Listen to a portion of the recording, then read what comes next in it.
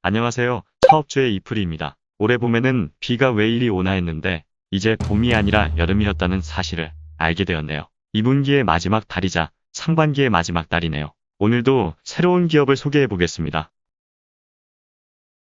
오늘 다룰 기업은 코스닥 상장사 MK전자입니다. 현재 시총은 2,497억이네요. 바로 어디로 가볼까요? 다트로 가야죠. 전자공시로 보는 MK전자는 이슈가 많아 보이지는 않네요. 일단 배당 공시가 눈에 띄는데요. 자기 주식을 제외한 보통주 한 주당 140원에 배당을 했네요. 지난 연도에 배당금 지급을 살펴보면 매해 이익률에 따라 배당금을 조절하며 지급하고 있음을 알 수 있습니다. MK전자 역시 배당을 챙길 수 있는 스몰캡이겠군요. 또한 IR 공시가 있는데 이 자료는 여기에 첨부되어 있겠죠. 이것은 이따가 사업의 내용에서 살펴보죠. 또한 정정 공시이지만 신탁계약 공시가 있네요. MK전자가 자기 주식을 가지고 있음을 추측할 수 있겠죠. 크게 다룰 건 없어 보입니다. 다음 페이지로 가볼까요? 2차전지, 음극활물질 관련 특허권 취득 공시가 있네요. MK전자가 2차전지, 음극재 관련 사업을 하고 있을까요? 기존 흑연계, 음극재 대비 용량이 높은 실리콘계 음극 소재 개발을 진행해 왔었나 보네요. 이 특허는 그 성과 중 일부겠죠. 그러면 바로 1분기 보고서를 봐보겠습니다. MK전자는 1982년에 설립되었습니다. 40년 역사를 가진 스몰캡이네요. 대동도 이수화학도 역사가 있는 스몰캡이었죠. 미경사라는 사명으로 설립되어 두 번의 사명 변경을 거쳐 지금의 MK전자로 되었군요. 소재지는 용인 처인구네요. 이쪽에 밥집과 이쁜 카페들이 많죠. 하하. 상장은 1997년 11월에 했군요. MK전자로 사명을 변경한 후 상장한 것이네요. 종속회사를 보면 내역이 엄청나게 많습니다. 그러나 종속법인이 많다기보다는 종속기업인 코레이트 자산운용과 한국토지신탁을 통한 간접 투자를 많이 하고 있고 이를 경제적 실체로 보아 종속기업으로 분류해둔 것이네요. MK전자의 해외법인들도 있고 광물 관련 종속회사도 보이네요. MK전자의 원재료와 관련될 수 있는 좋은 사업일 수 있겠습니다. 종속회사 현황 내역은 직접 한번 봐보시기 바랍니다. 이제 MK전자의 주식수를 보면 총 주식수는 2180만 7689주이고 역시 자기 주식이 있죠. 자기 주식은 회사가 가지고 있는 주식이니 대표가 들고 있는 주식과는 연관이 없습니다. 과거 가지고 있던 자기 주식의 이번 신탁으로 인한 취득이 추가되어 현재의 자기 주식을 가지고 있네요. 지분율을 봐보면 차정훈 씨 외에는 모두 법인들이 들고 있네요. 딱 봐도 종속기업도 많고 지분율의 법인을 봐도 구조가 살짝 복잡할 수 있다고 생각되는군요. 차정훈 씨는 MK전자의 회장입니다. 그룹 회장이시죠. 지주사의 향기가 물씬 풍기는 MK전자의 최대 주주인 오션비홀딩스를 차정훈의 특수관계자가 많은 비중을 가지고 있거든요. 그러나 단독 지분으로 보면 오션비홀딩스의 최대 주주는 신성건설입니다. 신성건설은 MK전자의 2대 주주죠. 신성건설은 해동-CNA가 최대 주주입니다.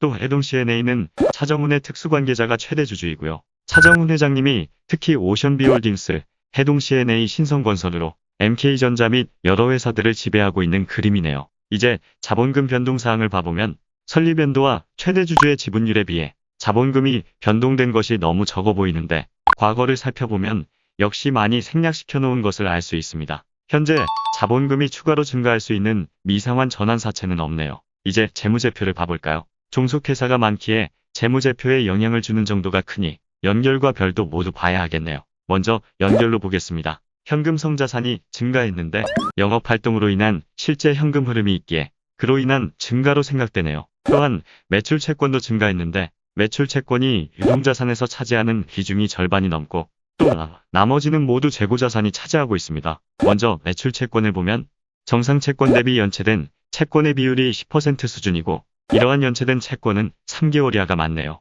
채권 회수가 양호하다고 생각됩니다. 그러나 지난해보다 채권이 연체되는 비율이 증가했네요. 마찬가지로 재고자산 회전율도 떨어졌죠. 이번에는 비유동자산을 보면 부동산 투자 관련 종속회사가 있다 보니 투자부동산이 꽤 많네요. 이러한 투자부동산은 대부분 감가상각이 발생하는 건물입니다. 매년 감가상각이 되는 건물이지만 매매로 시세 차익을 낼 경우 큰 이익이 될 수 있겠죠. 임대 수익은 크지 않은 투자부동산이네요. 유형자산도 큰 변화는 없고 MK전자의 비유동자산에서 가장 큰 비중을 차지하는 것은 무형자산이네요. 그리고 이것은 금융업 등을 영위하는 종속회사들의 영업권 때문임을 알 수 있네요. 흔히 무형자산이 많은 기업은 성장성이 있다고 보기도 하는데 이 영업권이 좋은 성격일지는 종속회사의 분석을 해봐야 정확하겠습니다. 그리고 금융업자산이라는 항목도 있는데요. 규모를 보건대 종속회사인 한국토지신탁의 내역을 따로 분류해둔 것으로 보이네요. 사업 규모가 꽤 큰 것을 알 수 있습니다.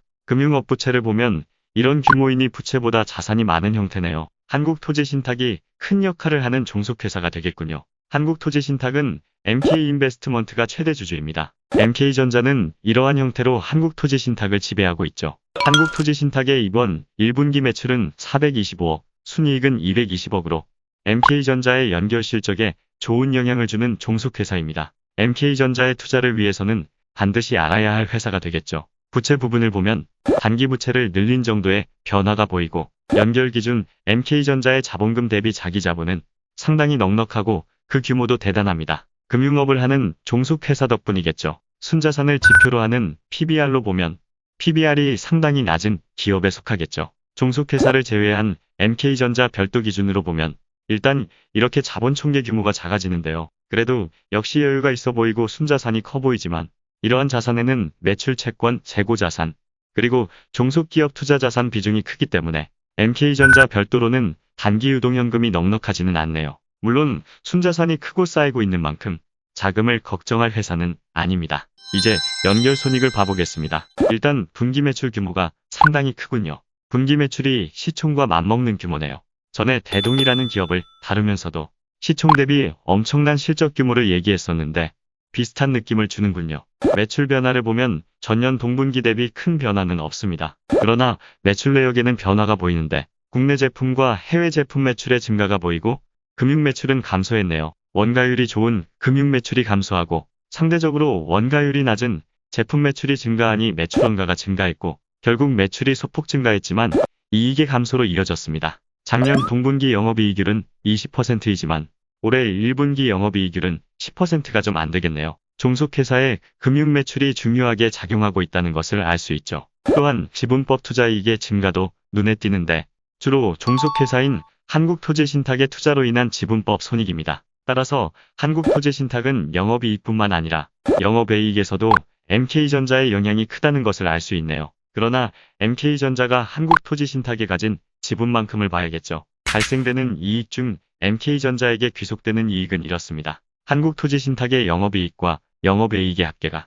전년 동분기 대비 감소하였기에 MK전자의 1분기 연결이익은 감소했음을 알 수 있네요. 이번에는 MK전자의 별도 손익계산서를 봐보죠. 아까 연결 매출이 2200억 정도였으니 매출 발생에서 MK전자의 비중이 큰 것을 알 수 있습니다. 국내외 제품 매출이 전년 동분기 대비 10% 정도 증가했네요. 그러나 이익을 보면 연결이익이 200억대였던 거에 비해 별도로는 40억 정도입니다. 매출과 달리 이익 발생에서는 MK전자보다 종속기업이 비중이 크다는 것을 알 수 있습니다. 그리고 별도 영업이익률은 3%대네요. 설립 연도가 오래된 MK전자가 영위하고 있는 제품들의 사업성이 좋다고 볼 수는 없겠다는 생각이 드네요. MK전자의 재무손익 규모가 큰 것은 대동과 비슷해 보이지만 대동의 경우에는 대동과 해외법인 즉 대동의 사업 영향이 크다면 MK전자는 금융업을 하는 종속회사의 영향이 훨씬 큰 모습이네요. 특히 이익 부분에서 종속회사인 한국토지신탁의 영향이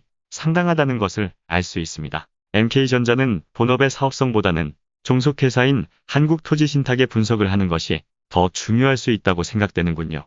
최근 세계 연도의 MK전자 별도 실적과 MK전자에게 귀속되는 순이익도 봐보겠습니다. MK전자는 오랜 기간 운영되며 사업적으로 자리가 잡힌 것 같네요. 그러나 영위하는 사업의 이익률이 좋지 않기에 사업 악화 시에는 손실로 돌아서기도 하죠. 그리고 종속회사인 한국토지신탁의 성과들로 인해 귀속된 이익이 매해 발생되고 있습니다. 따라서 매해 어느 정도 자산을 쌓아가니 만일 MK전자의 성장이 더디다 해도 이러한 자산의 상승이 반영되어 갈 수 있겠습니다. 그리고 역시 한국토지신탁의 사업성을 분석하면 더 높은 성장성이 있는지도 알 수 있겠죠. 아무래도 한국토지신탁이 부동산업을 하기에 부동산 경기나 규제 등을 알아야 두면 좋겠네요. 한국토지신탁의 분석까지 하려면 시간이 추가로 걸리기에 저는 생략하겠습니다. 그러면 MK전자의 사업을 한번 봐볼까요? MK전자는 이러한 사업을 하고 있습니다. 모두 반도체 관련 소재들이군요. 머리카락보다 얇은 미세선으로 실리콘 칩과 리드를 연결하여 전기 신호를 주는 본딩 와이어가 있고 반도체용 기판 뒷면에 접착되어 전기 신호를 연결해주는 솔더볼도 있죠.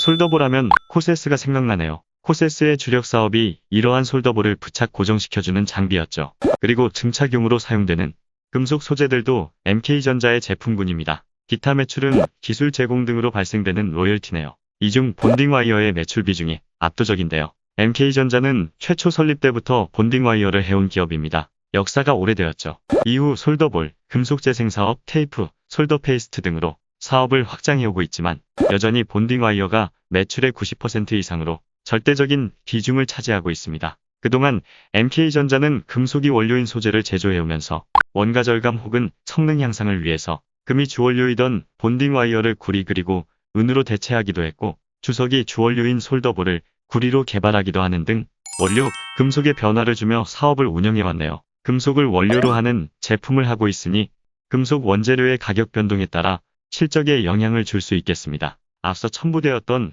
IR 자료를 보면 주요 제품의 시장 점유율이 나와 있는데요.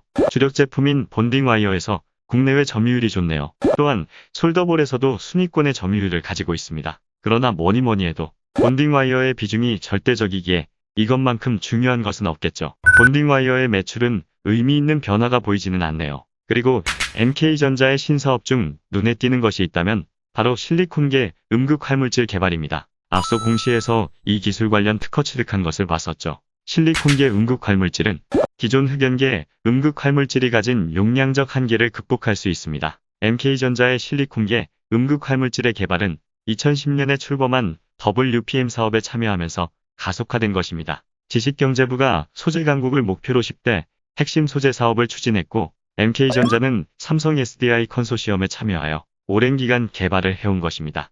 WPM 사업에 참여한 기업들은 저 개인적으로 좋게 보고 있기도 하죠. 그러나 아직 의미 있는 매출이 발생되고 있지 않으니 시간이 꽤 걸릴 수 있겠습니다. 이 사업이 MK전자의 성장 동력이 될 수 있겠으니 그저 알아두고 지켜보면 되겠네요. 투자 계획에 신사업 캐파 증설에 대한 것도 적혀 있지만 이것이 음극 활물질인지는 문의해 보시면 되겠습니다. 그러면 여기까지 해볼까요? 이프리의 기업 평가 시간입니다.